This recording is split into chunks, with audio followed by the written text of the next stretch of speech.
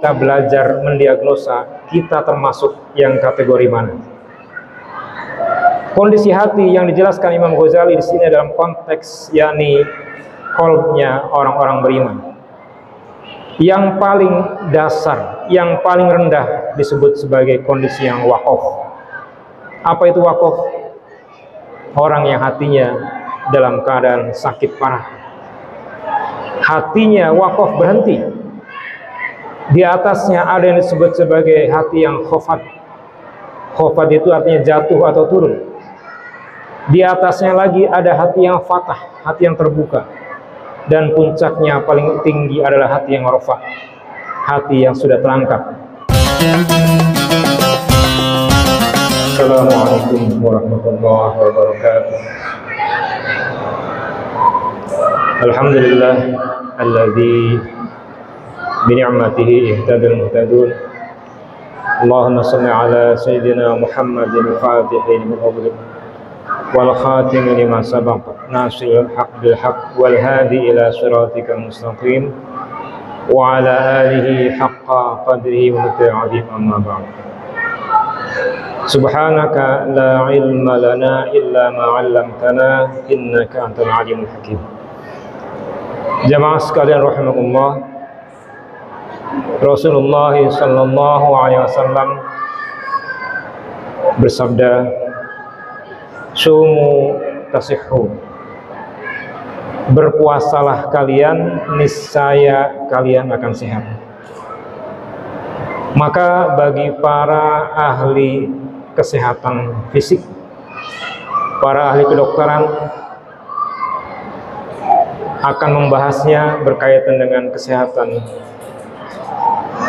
jasadiah, kesehatan raga. Di antaranya tentang bagaimana konsep autofagi. Tapi bagi kalangan ahli ruhani, para ulama ahli ruhani, maka kesehatan itu berkaitan juga dengan kesehatan jiwanya, kesehatan rohaninya, dan itu dihasilkan dari proses riyadhah.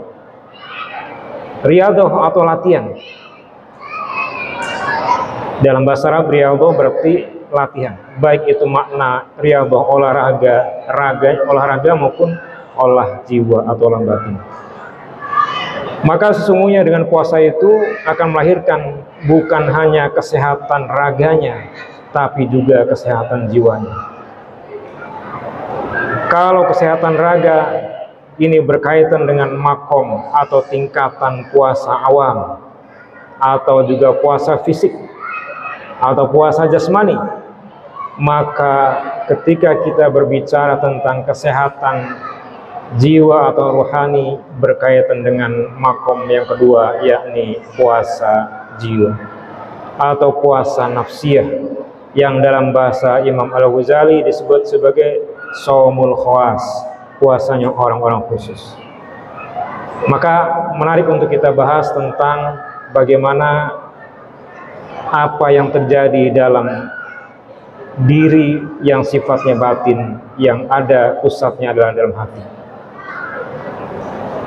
Di balik zahir badan ini ada yang sifatnya batin, yang Imam Ghazali menyebutkan pemimpin itu disebut sebagai qalb atau raja.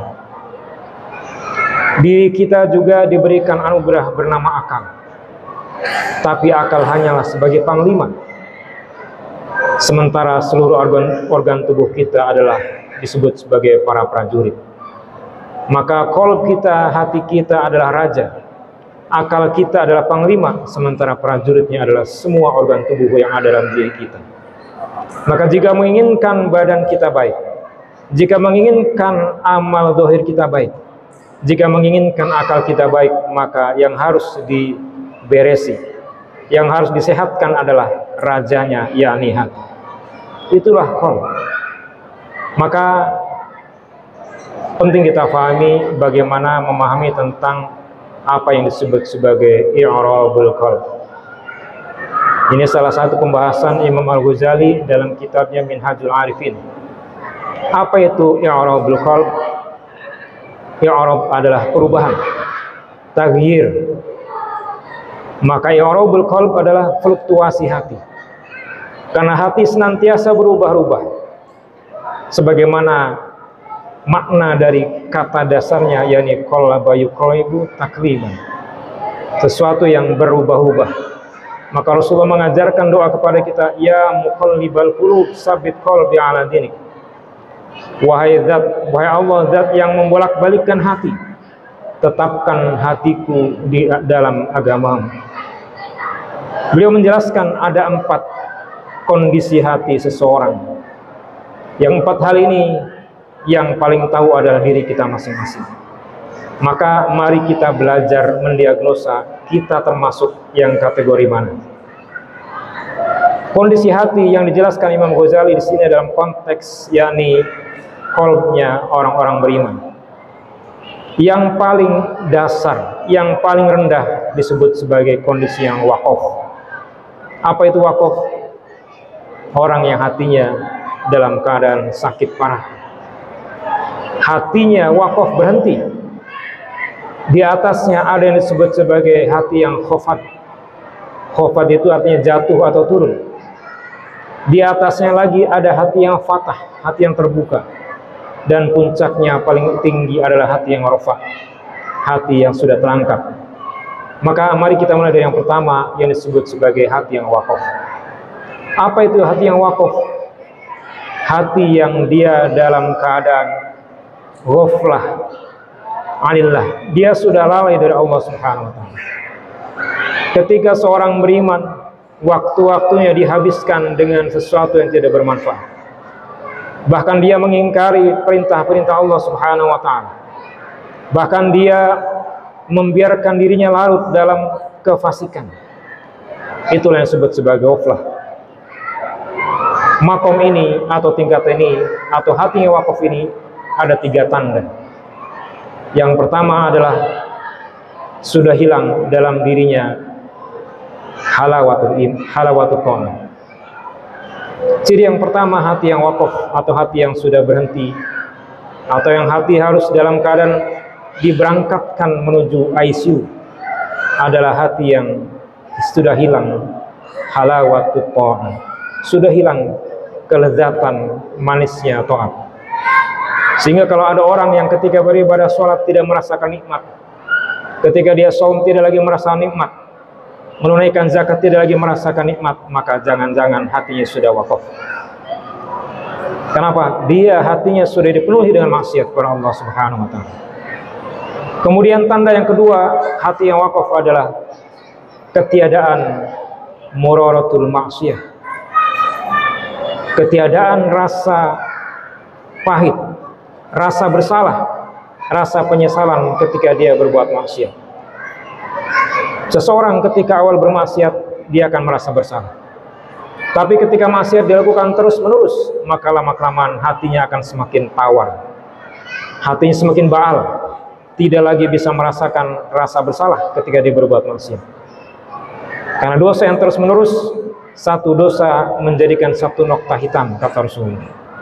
Ketika dosa terus ditimbun, maka semakin banyak nokta hitam yang lama-kelamaan hati tersebut akan menjadi hitam. Tapi bagi orang-orang yang senantiasa berusaha bertaubat, dia bermaksiat, bertaubat lagi. Dia bermaksiat, beristighfar lagi.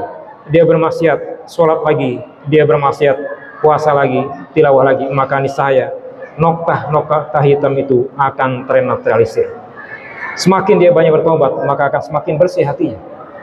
Tapi orang yang hatinya waqaf, dia sangat jarang, bahkan sulit untuk bertobat daripada kemaksiatan. Kemudian ciri yang terakhir, hati yang waqaf atau hati yang berhenti adalah ketika sudah dalam keadaan iltibas bainal halal wal haram, sudah bercampur aduk antara halal dan haram. Maka waspadalah para bapak, para pencari nafkah yang menanggung rezeki keluarganya. Jangan sampai ada satupun suapan haram masuk kepada mulut anak-anak kita.